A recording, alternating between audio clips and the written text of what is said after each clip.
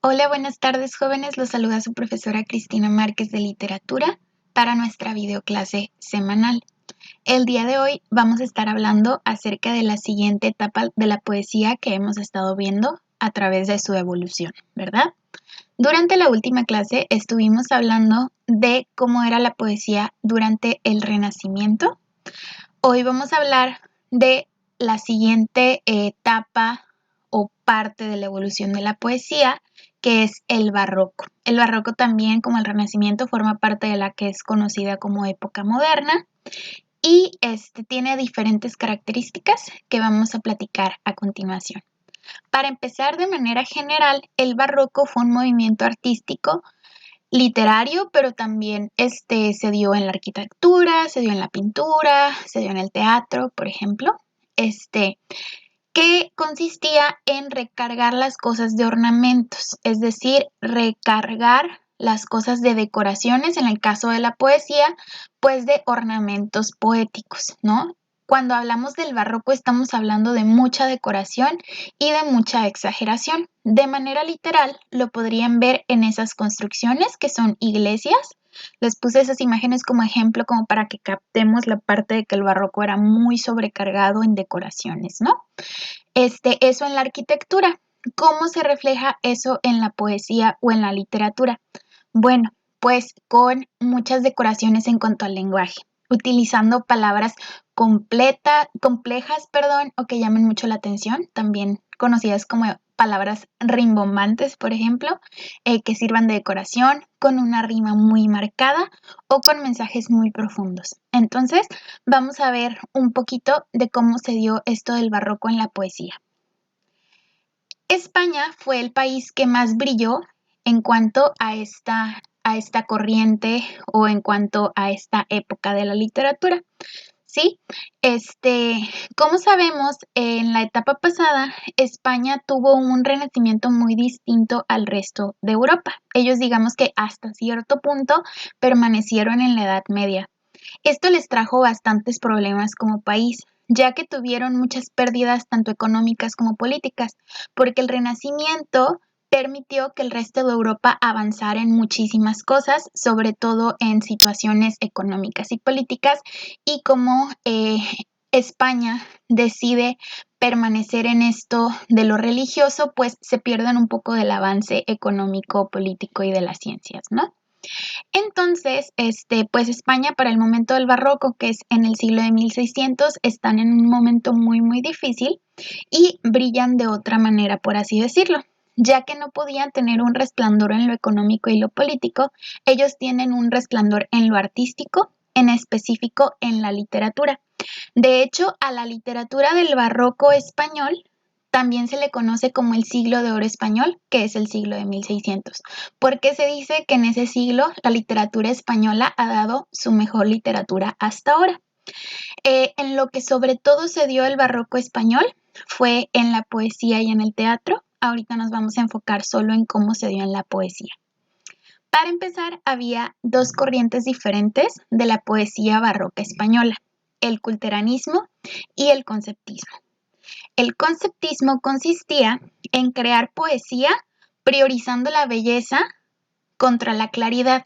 ¿Qué quiere decir? Era más importante que el poema sonara bonito, que las palabras sonaran especiales, que hubiera una rima marcada, a qué tan claro quedaba el mensaje, ¿sí? Sí utilizaba palabras demasiado complejas por cómo sonaban y estas cosas, pero el mensaje no quedaba tan claro. Esto no importaba tanto porque el punto de la corriente culteranista del barroco español era precisamente decorar el lenguaje y exagerarlo. Por otro lado, tenemos al conceptismo. El conceptismo, por el contrario, prioriza el mensaje y la profundidad de más allá que de la belleza o de lo bonito que suena el poema. Ambas son barrocas, tanto el culteranismo como el conceptismo. ¿Por qué? Porque ambas exageran, pero exageran o decoran de más en cosas diferentes. Digamos que el culteranismo exagera o decora utilizando el ritmo y las palabras, y el conceptismo exagera o decora utilizando un mensaje como muy profundo o ingenioso. Para esto, vamos a tener a dos poetas barrocos españoles principales, que eran como los reyes del barroco en España, en la poesía y en estas dos corrientes. Ambos se creían como el mejor poeta español del siglo de oro, entonces de hecho entre ellos tenían muchos problemas. Estos son Luis de Góngora y Francisco de Quevedo. Ambos se llevaban bastante mal. Y la razón de la que se llevaban mal es que precisamente ambos se nombraban como el mejor poeta español del siglo de oro. Y pues en realidad ambos eran buenos, ¿no? De hecho, ambos eran como los más reconocidos, pero cada uno pertenecía a una corriente distinta del barroco. Góngora era culteranista, de los que decoran mucho el lenguaje, y Quevedo era conceptista, de los que priorizan el mensaje. Muy bien. Góngora, por su parte, escribió muchos romances y sonetos, poemas que tienen que ver con el amor y con las emociones, ya que esto favorece precisamente el uso de figuras retóricas, rimas y cosas así. Quevedo, por su parte, escribió obras que hacían más críticas, satíricas, es decir, como de burla, y también que tenían que ver con con la política, perdón, ya que precisamente él buscaba dar mensajes ingeniosos más que decorar lo que estaba diciendo. Ambos tienen diferentes poetas muy famosos. Por ejemplo, Luis de Góngora tiene uno que se llama A los celos, que ahorita vamos a leer. Quevedo, ustedes ya leyeron el de Defiendo el amor, creo que lo analizaron con la métrica y todo eso. Él usa mucho el oxímoron en ese poema. Y hoy vamos a leer uno de él muy interesante que se llama A una nariz. Entonces, en un momento vamos a ver algunos ejemplos de eso. Sin embargo, como saben, para 1600 España tenía una extensión de su territorio en lo que hoy conocemos como México, ¿verdad? Como sabemos, nuestro país por varios siglos fue este territorio español y se llamaba la Nueva España, ¿no?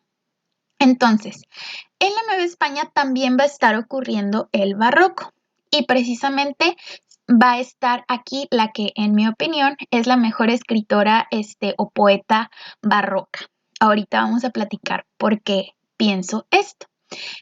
Pero bueno, Sor Juana Inés de la Cruz es un personaje muy importante, no solo en la historia como de los antecedentes de México, o sea, de lo que era la Nueva España, sino dentro de la literatura es un personaje muy importante, ya que hizo una obra sobre todo poética que hoy en día se reconoce muchísimo y de hecho se ha reconocido a través de los siglos.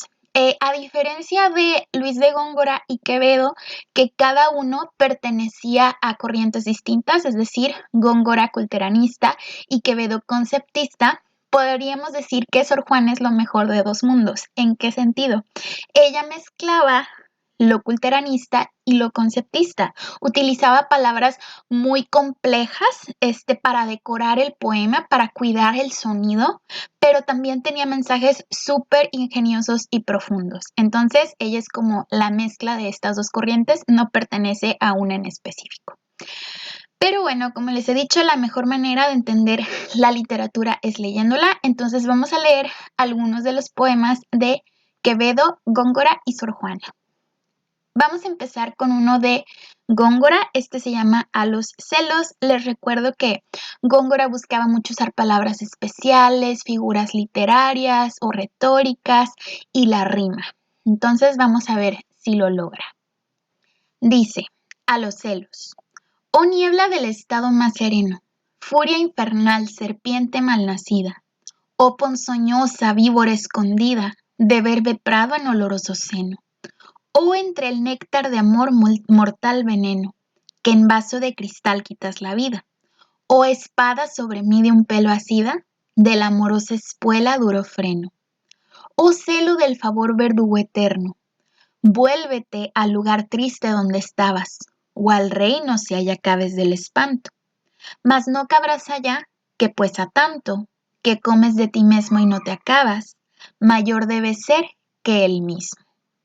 Entonces, quizá precisamente por ser un poema del culteranismo, ustedes se hayan quedado de, qué quiso decir, qué dijo, porque como pueden ver no se dice nada directamente, este poema está armado a través de metáforas, pero pues básicamente nos está hablando de esta sensación o este sentimiento tan incómodo que son los celos, ¿no? A lo mejor les llamó la atención aquí que utilizara la palabra mesmo, tiene que ver con el 1600, en el español de 1600 se podía utilizar esa palabra en lugar de mismo también.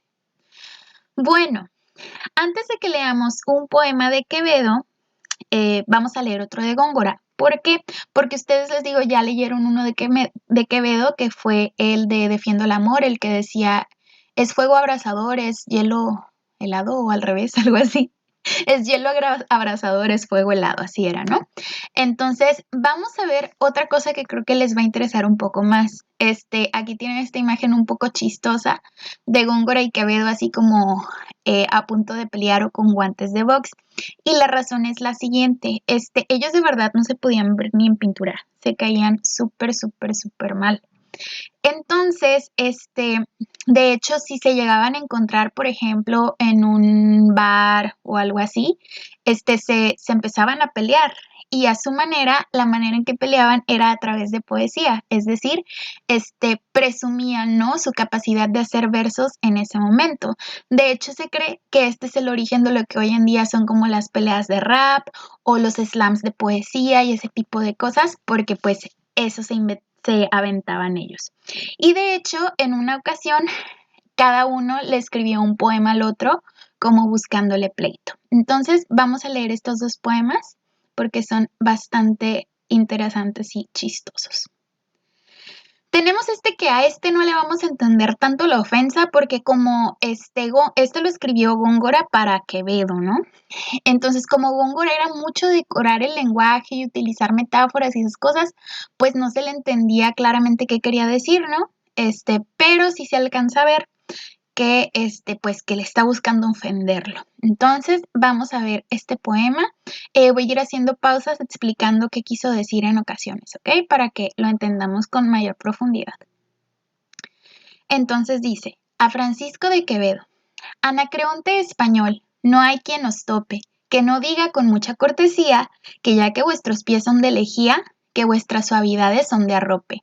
Si se acuerdan, Anacreonte era este poeta que le cantaba a los vinos y a los momentos. Entonces, lo que le está diciendo Francisco de Quevedo a él básicamente es que no se tome en serio la poesía, no le estudia de verdad, sino más es por el disfrute, ¿no? De hacer las cosas sencillas.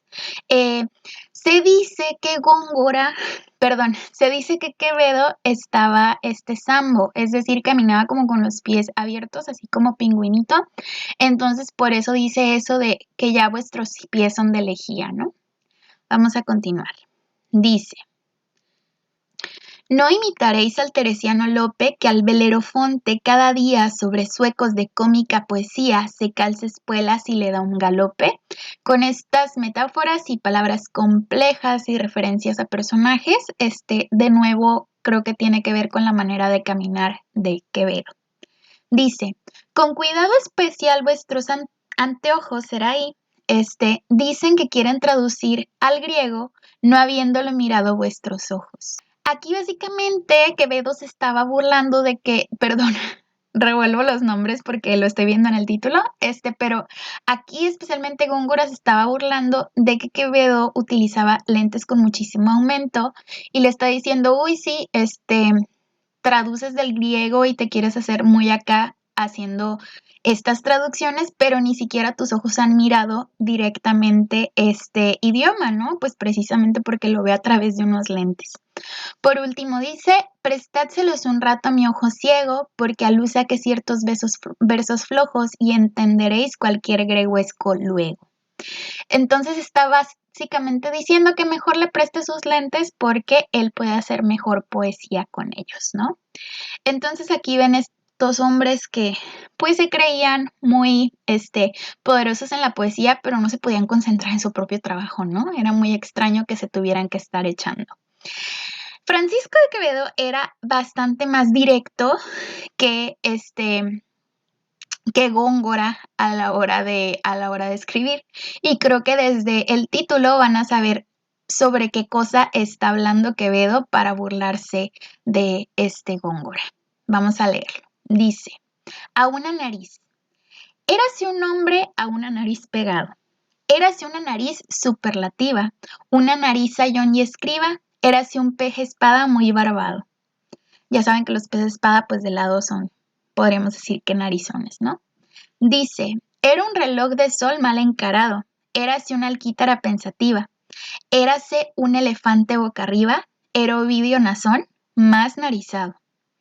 Érase un espolón de galera, érase una pirámide de Egipto, las 12 tribus de narices era. Érase un naricísimo infinito, muchísimo nariz tan fiera, que en la cara de Anás fuera delito.